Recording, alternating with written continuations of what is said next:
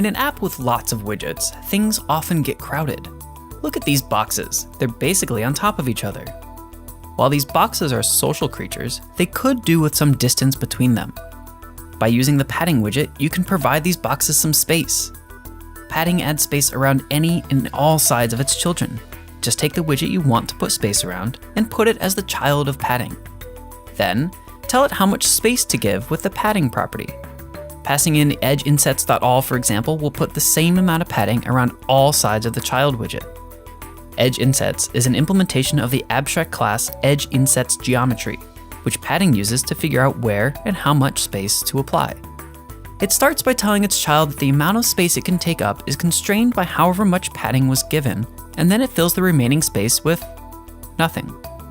EdgeInsets specifies the space along the cardinal directions, left, top, right, and bottom, and ignores the current text direction of the app. EdgeInsets Directional, on the other hand, gives the space in terms of the start and end. And that's it. Your widgets can now have the appropriate amount of distance between them, no matter how social they might be. For more info on padding and all the other widgets, head to flutter.dev.